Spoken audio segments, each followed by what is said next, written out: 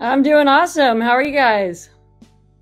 We are just wonderful. Better now that we see your face. It's Oh, just thanks. all, it's, you see that smile and it's all great for Talia and me now. Well, it's It nice is. to We see are you just guys too. absolutely. Well, I'd love to talk to you. And I mentioned this. There are a few teams in the league that are in this situation, which is really impressive to me, where you return 4 starters from last year, which is just so rare. And you don't see that in many other teams in the country and really any other league, right? So how much does that help you heading into next season? Oh, it's huge. It's huge to be able to return the majority of our roster, as you mentioned, including 4 starters. As a coach, just knowing, going into a season, kind of knowing what you have. Obviously, we're always excited about our newcomers as well. But to have a veteran squad that I know I can count on, I know I have great leadership with, that's ready to kind of raise the bar for the program, and we've been through a lot together the last couple of years, so there's a lot of trust that we've built up through the last few years, and going into the season, with that kind of relationship is exciting. I think we have good depth. I think, as I mentioned, we have a team of leaders that's kind of getting it done for us. So it's exciting. It's an exciting time of year. Obviously, we're optimistic. Coach, what a great run you guys put together last year in Henderson. You advanced to the championship finals. You were the number 5 seed. You defeated Cal State Fullerton, number 4 Cal Poly, but also number 1 Hawaii to get to the finals. And then you ultimately played UC Irvine. The result was not what you wanted it to be, but you had a 20-win season, 20-14, 13-7 in conference. And Talia just talked about it. You've got the returners. You said it was key. How much can you get quickly into building off of what and where you were last year, rather than having to teach new things and instill new things in players that may not have been in your program before? Yeah, Tammy, I've been doing this long enough to know that sometimes you got to experience that heartache before you can, achieve everything you want to. And so we've had teams that have struggled through that in the past, that got really close, that set their sights on that championship and just fell a little bit short. And it hurt last year. Our team really felt like we were on a roll, and we had what it took to get it done, and we did fall a little short. But they've been thinking about that game since last March, and so we have a group that's hungry. We talk about, well, if we fell a little short, what do we need to do a little bit better to get ourselves to another level? And so to have veterans out there that can help the younger ones understand that in terms of our preparation and how we need to show up for practice every day, and what kind of effort it takes outside of practice, understanding how tight-knit we need to be to achieve at that kind of level. That's something that our team really gets. And we've wasted no time sort of with our prep for that. Absolutely. And I feel like, we've talked about how much you return, right? But there's one big loss, right? Evan Turner, big loss, 2-time Big West first team nominee there. How did you go about trying to, I know you can't necessarily replace that, but how do you go about trying to fill the gap that she left? Yeah, I think over the years, as we have had continued success, that's something that people ask us all the time. Well, how do you replace, going back to Morgan Birch, who's a WNBA player, and then to win a championship that next year? We've had a lot of great players in our program. Evan Turner was certainly one of them. And she not only was a great scorer, but just a tremendous competitor. But I think as people move on, it really provides opportunities for other people to step up.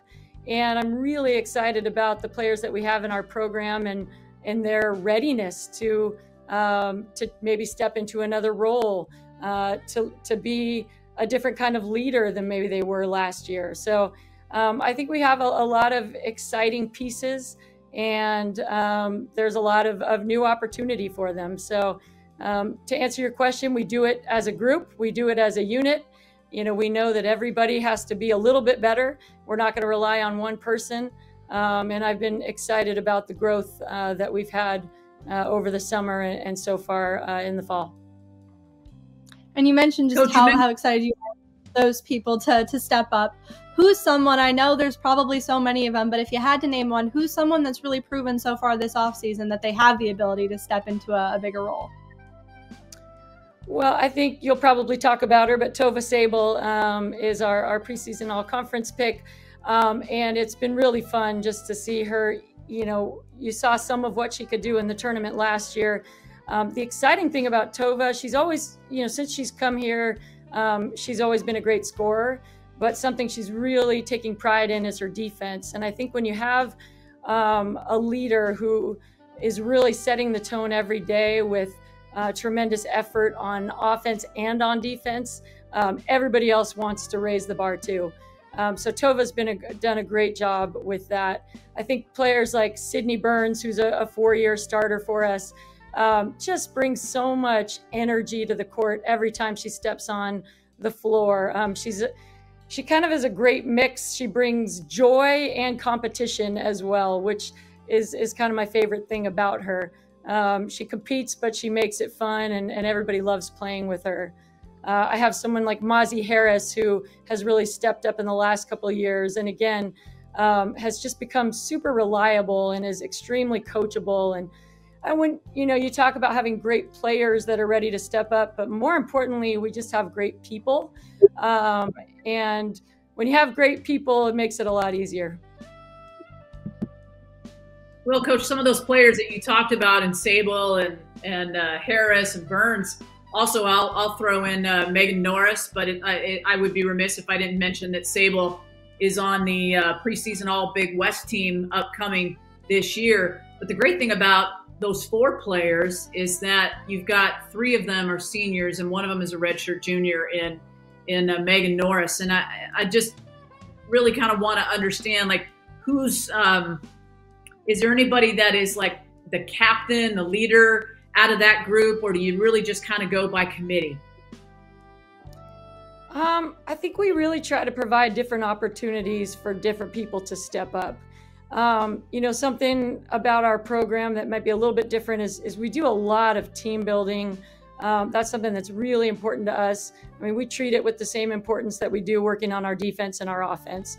And the purpose of that is to really build strong relationships and build trust. And when, Megan steps up and has something to say to the team, my favorite thing is when 2 or 3 others, kind of say, yeah, what she said, let's go, let's have her back.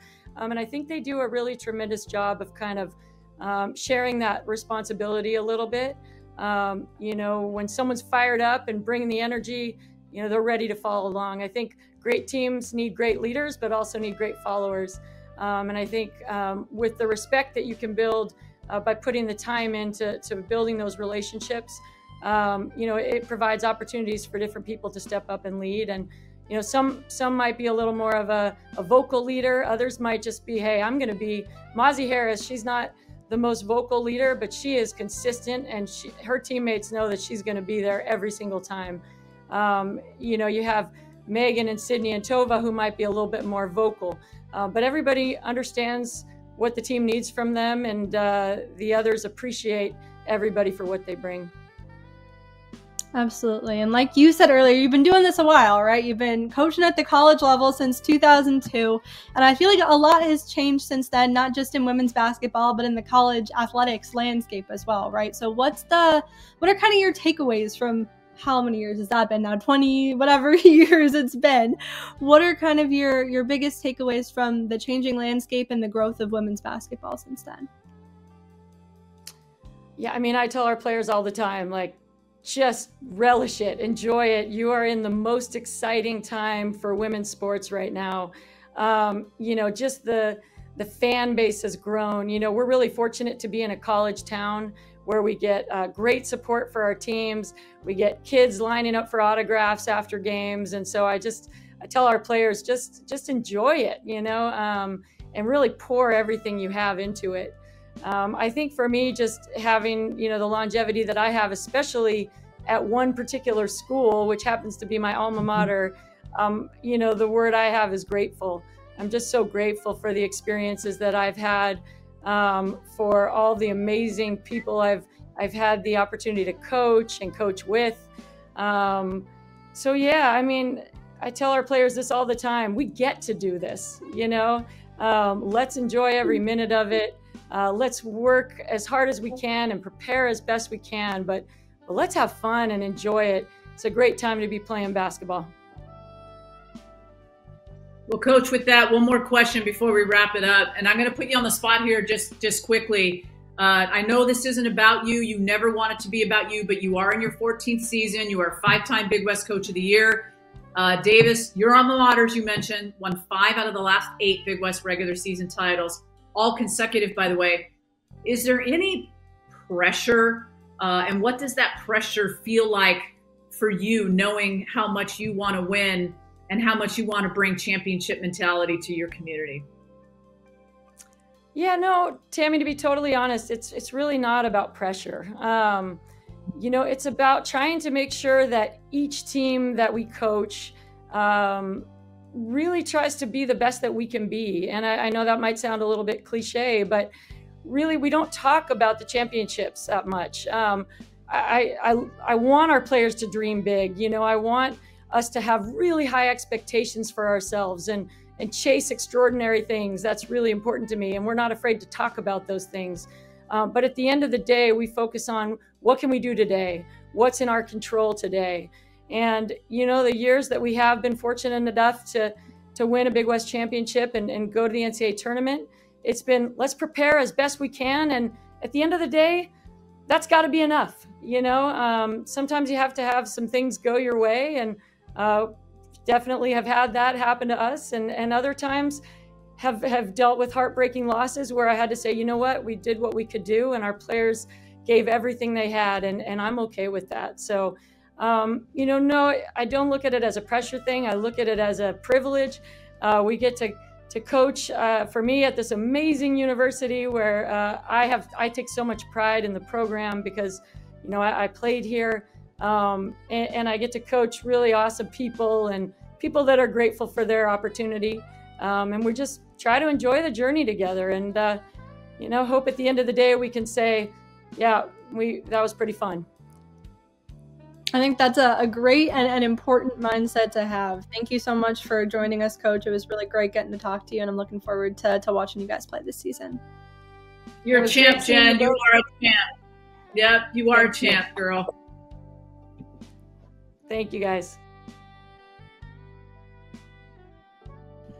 Next up on our show is none other than the guy who led the NBA in three-point shooting back when he didn't have gray hair. Back in 1991, he shot 46% from three, Richie. How about that? Wow. But he lost to Craig Hodges. I remember this well, when you lost to Craig Hodges, Jim Les, in the three-point shootout in All-Star Weekend. What happened? You couldn't beat Craig Hodges? Moneyball, and I still haven't gotten over it. Thank you guys for having me. Love the Field of 68, shining a light on the Big West. This is a great basketball league. And Richie, I love all the things you've always done for this league, and you've been a great ambassador. So it's a pleasure to be with you guys. Thank you. No, it's been a blast. So far, the show's been a blast, and it's going to get better because we know we can have some fun with you and we can talk ball. And listen, most guys wouldn't be able to sleep after losing a Player of the Year, Elijah Pepper, last season, right? They'd be like, what am I going to do in this era, the transfer portal, NIL, everything that's happened? They might retire, frankly, at your age. It might be like, I'm done, I'm out. You, instead, have found a way to get another player that I know Richie's going to ask you about in a minute, but how do you deal with that? How do you deal with the loss of Elijah Pepper and still be able to feel so good about this group? Well, one, you're assuming I'm sleeping well, so I'm not going to give that assumption. But first of all, a ton of respect for Elijah. He was a guy, and you guys got to see it on game day. Just an elite competitor, hard worker, a winner. He was willing to do whatever it took to win, and his numbers and his production stand out. But he was second in the league in steals. And he was an offensive guy that really worked hard on his defense. He was a great position defender. And I think I'm going to miss him most at practice because of the competitive nature he brought. And it didn't matter if it was a shooting drill, a 2-on-2 defensive drill. He was all about competing at a high level and winning. And when your best player does that, nobody else has room to relax. And I think that's what allowed us to have the success we did last year. So, and he's doing great in Australia. He's playing for John Rillie in Perth and really coming off the bench and been an explosive scorer for them, which I'm not surprised at all. That's great. Well, let's talk about T.Y. Johnson. We all know that you got to have great guard play to have a chance to win and be good. And you guys were Big West champion runner-ups last year with both Elijah Pepper and T.Y. Johnson and the others. But T.Y. Johnson now being a top Big West Player of the Year candidate, last year almost 18 points a game, 4 rebounds, 3 assists, couple steals, second team All Big West player, led the Big West in steals, and he's the leading returning scorer in the conference this year. And it is rare, as you know, it's rare that he didn't leave in today's transfer portal world. I know he had big-time offers financially to go elsewhere. So I'm curious, what's convinced him to stay? And now that all the attention is on him, what do you think he's ready for that next big leap? Hey, it's all the money that Jim made back when he played in the league. He had to take that money out of the fund, out of the NBA pension fund, and give some of it to T.Y. The money I lost from that three-point shootout, actually. The late, great Dick Versace always told me never be guard poor when I got into coaching, and I feel I've been blessed to be guard rich. And think about it, in this era, back-to-back years, our best player who, in Elijah and T.Y., who were both, courted to leave and thrown money to leave. So it's a little bit unheard of that we've been able to do this. And for T.Y. in particular in the spring, this is a young man who's grown really close to our staff. He's a Chicago guy. I'm a Chicago guy. And we've just developed a unique relationship on and off the floor. And when he walked into my office and started talking about the portal and the pressure and people wanting to figure out and find out what his market value was, he broke down into tears and just, Coach, I don't want to leave. And so I think it was a credit to UC Davis and our administration and our donors that we stepped up. Now, nowhere near did we match what he could have gotten, but we were able to put a collective together that said, you know what, we value you. We value for who you are, yes, as a player, but even more so your character, what you're doing in the classroom. You're on course to graduate from a top 10 public school in the country. Let's see this thing through, but let's also make your life a little bit easier and a little bit better. And so we're really fortunate and blessed. And, he's everything you'd want in your point guard, your lead guard. And the first thing is, and the points and assists and, 30-point games are all great. He's an elite on-ball defender. I think one of the best in the country. He's certainly the best that I've coached in 23 years, and I've had some pretty good lead guards over the years. He's impossible to get screened, and he makes the 4 guys behind him, because of the pressure he can put on the ball, better defenders. And he loves that role and buys into that. And then take it on the other side where, averaged 18 a game. He was so much better last year at getting guys involved, and now he's understanding the pace. He's got elite speed. But what we've tried to do with him is, if you just play at one speed, you become easier to guard. When you can change up that speed and go from 0 to 100, back down, dial it back down to 60, and then get back to 100 like he can, those guys are impossible to guard. And he's having a really good preseason, and he should be mentioned not only as one of the best players in the Big West, but to me, one of the top players on the West Coast, and he should be in that talk for that Bob Cousy Award. Hey, Jim, how, if at all, have you had to change your coaching style over the years? I'm really curious about this because, again, having played at a high level, coached for a long time, watching how the landscape has changed, And I'm not sure, like, people talk about the kids have changed, but I think it's also the people around the kids have changed. How have you had to change?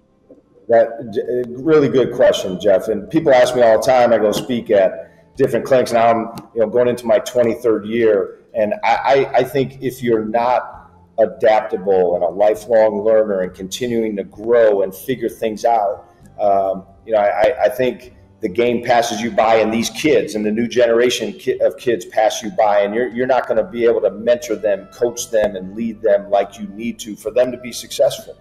And I know early on in my career, I was a really strictly X's and O's, and I wanted to be a great defensive coach. I wanted to be a great offensive coach. I wanted to have all these sets and be able to feature guys and do that, and didn't spend a lot of time with our guys individually off the floor, building that relationship, that camaraderie, the connectivity, the communication, and the trust that you need to have. Because I'm an intense guy, and I tell them all the time, I'm a competitor. I have a high level of intensity, and as much as that's my strength, I know that's sometimes my weakness. And in this day and age with the young guys, sometimes that's viewed negatively. But I think what we've done and what I've tried to do is I'm spending way more, an inordinate amount of time with our guys individually in my office. And it's an open line of communication, and it's building trust, and it's finding out about them first and foremost as people, and then finding out about what motivates them. What are their goals, and how can we get them to those goals? And then absolutely, you got to hold them accountable to that, but the hold them accountable piece is in direct proportion to the relationship piece.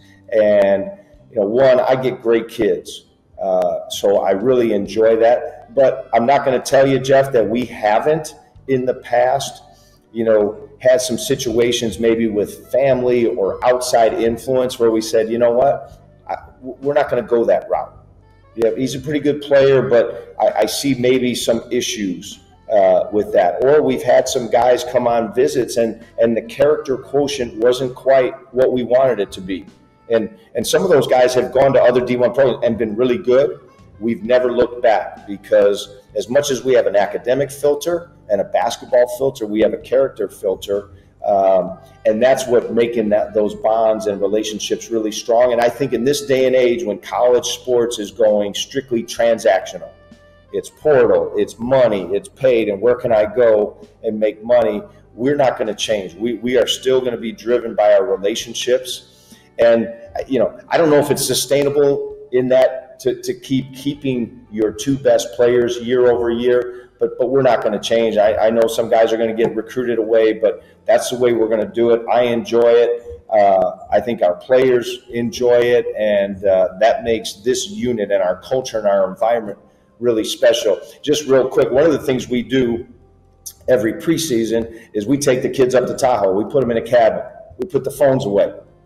Really? And we sit there for 2 days, and we get to know each other. We play a ton of games. We're going to go river rafting. We're going to go hiking. But we're going to have bio night, and you're going to have to present on somebody on your team. And just, it's amazing the level of conversation. The coaches will be in the other room because we're cooking dinner, and just how loud it is in the other room. Nobody's texting. Nobody's taking a call. Nobody's surfing. They are truly engaged in each other. And I wish somebody would take my phone away from me for a couple of days sometimes. But I think doing those kinds of things, I think are unique and special. And to do that, you got to have really good kids. Because I've told other coaches that we do that, I'm like, you're going to go spend a weekend in the off season with your guys. I would never do that. And you know what are we doing if that's not part of our coaching and mentoring, playbook? Well, listen, it's been great, man. I know I speak for Richie when I say this. Like, we could talk to you all day. But we got to go. We got to get to an interview with your star player now. You lost one, but you got another coming. And Jim Les, it's been a pleasure, man. I'm glad you're still in coaching. I'm glad you're still coaching kids and adapting. And we'll talk to you soon.